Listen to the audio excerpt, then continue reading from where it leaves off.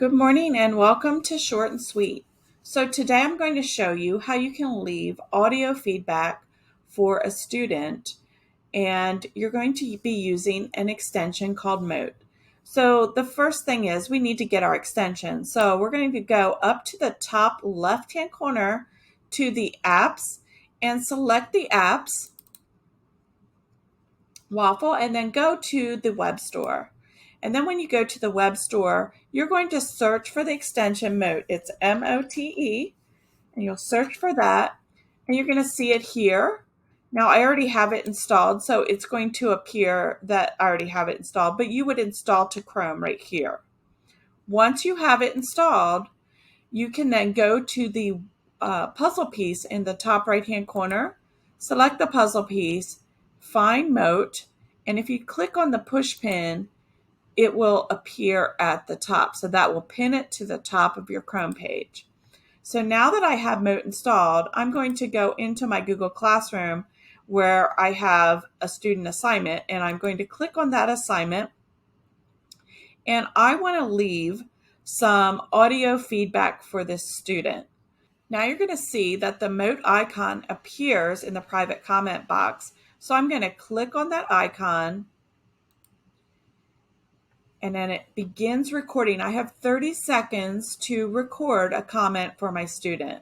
So I'm actually recording it right now. Then when I'm done, I'm going to click on the check mark to complete it.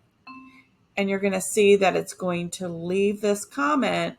And once I post that comment, now I still can go back and edit it and review it if I want.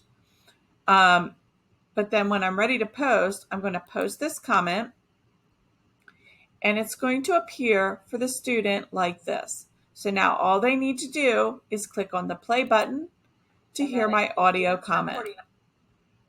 I can also go into my Google quiz that I'm creating.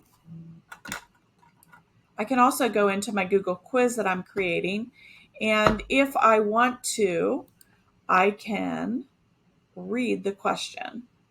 So I'm going to go ahead and edit this question. And you're going to see I have a Mote icon here at the bottom. So I'm going to click on the icon, and when I click it, I'm going to read the question. Which armed force mainly fights on land? And now it's added that to my question.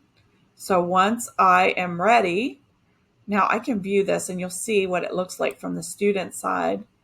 So this is what it's going to look like now that I have this in here. And now the student can then play this audio clip. Which armed force mainly fights on land? So that's how you can leave audio feedback for your students using Mote. I hope you enjoyed today's Short and Sweet, and I hope to see you again soon.